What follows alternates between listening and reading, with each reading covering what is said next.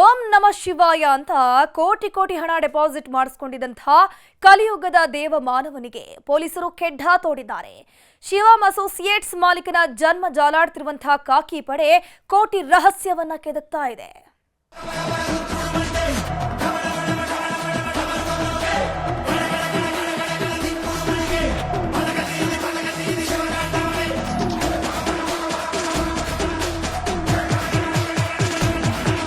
ನಮ್ಮ ಹತ್ರ 15,000 ಬಂದೂಕಿದಾವೆ. ದೊಡ್ಡ ಸಾಮ್ರಾಜ್ಯ ಕಟ್ಟಿದ್ದೇನೆ. ಸಾಮ್ರಾಜ್ಯದಲ್ಲಿ ಲಕ್ಷಾಂತರ ಜನ ಇದ್ದಾರೆ. ಧೈರ್ಯವಂತನಿದ್ದೇನೆ, ಪಕ್ಕ ಗಂಡಸಿದ್ದೇನೆ. ಗಂಡಸರಾಗಿ ನಿಲ್ಲಬೇಕು. ದುಡ್ಡಿಗೆ ಕಮ್ಮಿ ಇಲ್ಲ. ನಿಮ್ಮೆಲ್ಲರಿಗೂ ದುಡ್ಡನ್ನು ಹಂಚೋದಕ್ಕೆ ಅವಧಿ ನೋಡಿದೆ. ನಾನು ರಾಜ ಮಹಾರಾಜರ ಗತೆ ಬದುಕ್ತಾ ಇದ್ದೇನೆ.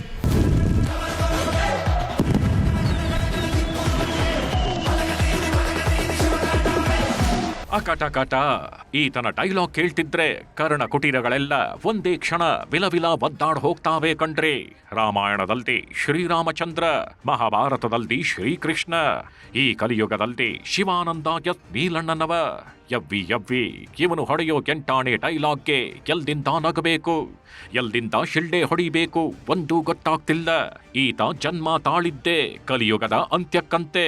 2030ಕ್ಕೆ ಜಗತ್ತನ್ನೇ ಬದಲಿಸಿ ಬಿಡ್ತಾನಂತೆ. ಶಿವ ಗೀತ ಹೊಡೆಯೋ ಡೈಲಾಗ್ ಕೇಳಿ ಆ ಸೃಷ್ಟಿಕರ್ತ ಕೂಡ ಒಂದು ಕ್ಷಣ ಕಕ್ಕಾಬಿಕ್ಕಿಯಾಗಿರ್ತಾನೆ. ಭಗವಂತ ನಾನಲ್ಲ ಇವನೇ ಅಂತ ಗಲಿಬಿಲಿಗೊಂಡಿರ್ತಾನೆ. ಯಾಕಂದ್ರೆ ಗೀತಾ ಎಬ್ಬಿಸಿರೋ ಹವ ಅಂಥದ್ದು, ಬೆಳಗಾವಿ ಮಣ್ಣಲ್ಲಿ ಮಾಡ್ತಿದ್ದ ಸದ್ದೆ ಅಂಥದ್ದು. ಸಾವಿರಾರು ಜನರ ಮುಂದೆ ನಿಂತ್ಕೊಂಡು ಇಂಥ ಡೈಲಾಗ್ ಹೊಡೆಯೋಕು ಧೈರ್ಯ ಬೇಕು ಬಿಡಿ. ನಮ್ಮ ಹತ್ರ 15,000 ಬಂದೂಕಿದಾವೆ. ದೊಡ್ಡ ಸಾಮ್ರಾಜ್ಯ ಕಟ್ಟಿದ್ದೇನೆ. ಸಾಮ್ರಾಜ್ಯದಲ್ಲಿ ಲಕ್ಷಾಂತರ ಜನ ಇದ್ದಾರೆ.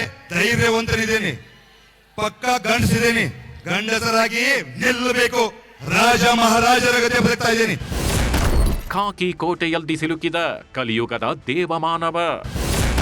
ಡೈಲಾಗ್ ಕಿಂಗ್ಗೆ ಬಿತ್ತು ಬೇಡಿ, ವಿನಾಶಕಾರನಿಗೆ ದಿಬಿಡಿ. ಶಿವಾನಂದ್ ಎಸ್ ನೀಲಣ್ಣನವ ಸದ್ಯ ಬೆಳಗಾವಿ ಜಿಲ್ಲೆಯಲ್ಲಿ ಸುನಾಮಿ ಎಬ್ಬಿಸಿರೋ ಹೆಸರು. ಈತನದ್ದೇನ್ ಹವ ಅಂತೀರ? ಹೋದಲ್ಲೆಲ್ಲ ಸಾವಿರಾರು ಮಂದಿ ಬಾಯಿ ಬಿಟ್ರೆ ಕೋಟಿಯದ್ದೇ ಮಾತು. ಈತನ ಮಾತು ಕೇಳಿದವರೆಲ್ಲ ದಂಗಾಗಿ ಹೋಗಿದ್ರು. ಪ್ರಪಂಚವನ್ನೇ ಬದಲಿಸ್ತೀನಿ, ಕಲಿಯುಗವನ್ನ ಅಂತ್ಯ ಮಾಡ್ತೀನಿ ಅಂತಿದ್ದವ ಈಗ ಖಾಕಿ ಕೋಟೆಯಲ್ಲಿ ಸಿಲುಕಿ ವಿಲವಿಲ ಒದ್ದಾಡ್ತಿದ್ದಾನೆ. ಕೋಟಿ ಗೋಲ್ಮಾಲ್ ಮಾಡಿದ ಆರೋಪದಲ್ಲಿ ಪೊಲೀಸರ ಕೈಯಲ್ಲಿ ಲಾಕ್ ಆಗಿದ್ದಾನೆ.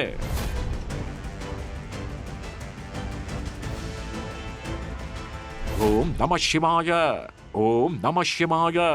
ಸದ್ಯಕ್ಕೆ ನೀಲಣ್ಣನವರ ಬಾಯಲ್ಲಿ ಬರ್ತಿರೋದು ಇದೊಂದೇ ಮಾತಂತೆ.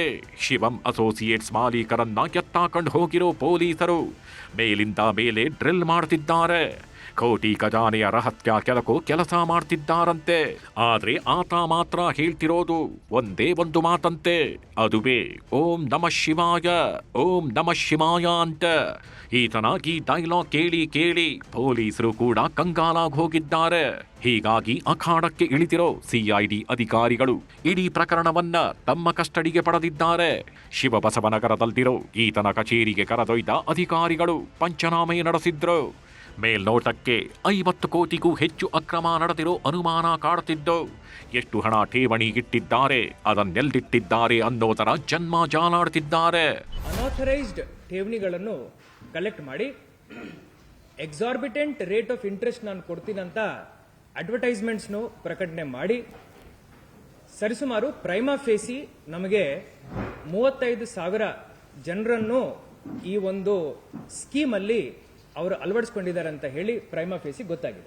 ಪ್ರಿಲಿಮಿನರಿ ಎಂಕ್ವೈರಿ ನಾವು ಅಸಿಸ್ಟೆಂಟ್ ರಿಜಿಸ್ಟ್ರಾರ್ ಆಫ್ ಕೋಆಪರೇಟಿವ್ ಸೊಸೈಟೀಸ್ಗೆ ನಾನು ಆದೇಶವನ್ನು ಮಾಡಿದೆ. ನೀಲಣ್ಣನವರ್ ಹೆಗಲೇರಿದ 15,000 ಬಂದೂಕು. ನಮ್ಮ ಹತ್ರ 15,000 ಬಂದೂಕಿದಾವೆ. ದೊಡ್ಡ ಸಾಮ್ರಾಜ್ಯ ಕಟ್ಟಿದ್ದೇನೆ. ಇವನು ಹೊಡೆಯೋ ಪಂಚ್ ಡೈಲಾಗ್ ಕೇಳಿದವರೆಲ್ಲ ಡೈಲಾಗ್ ಮಾಸ್ಟ್ರು ಅನ್ನೋದಕ್ಕೆ ಶುರು ಮಾಡಿದ್ರು.